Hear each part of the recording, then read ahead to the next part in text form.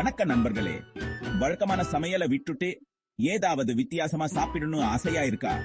அப்போ வாங்க, ஒரே நிமிஷத்துல செஞ்சிட்ட கூடிய மட்டன் சுக்கு பண்ணலாம். முதல்ல ஒரு பாத்திரத்துல எண்ணெயை ஊத்தி அதுல நறுக்கின பூண்டு இஞ்சி சேர்த்து பொன்னிறமா வதக்குங்க. அந்த வாசனை வீடு முழுக்க பரவும். அடுத்து மட்டன் துண்டுல சேர்த்து நல்லா எல்லா பக்கமும் வதக்கணும். இதுதான் சமையலோட சூட்சமா. இப்போ சுவைக்கான விருந்து ஆரம்பம். மிளகாய் தூள், கொஞ்சம் மஞ்சள் தூள், நிறைய நசுக்கின மிளகு எல்லாத்தையும் சேர்த்து நல்லா கிளறுங்க. மட்டன் துண்டுகள் எல்லாம் மசாலாவுடன் நல்லா கலந்து பார்க்கவே சூப்பரா இருக்கும். இப்போது தீயை குறைச்சு பாத்திரத்தை மூடிடுங்க. மட்டன் சுக்குவின் ரகசியமே பொறுமைதான். மட்டன் நல்லா வெண்மையாகும், மசாலாக்கள் நல்லா கலந்திருக்கும் வரைக்கும் மெதுவா வேக விடுங்க. பாத்திரத்தை அடுப்பில் இருந்து இறக்குறதுக்கு முன்னாடி ஒரு கைப்பிடி கறிவேப்பிலை சேர்த்துடுங்க. அசலான சுவக்கும் நல்ல மணத்துக்கும் இதுதான் சூட்சம். இதோ உங்கள் மட்டன் சுக்கு தயார். சூடா பரிமாறுங்க.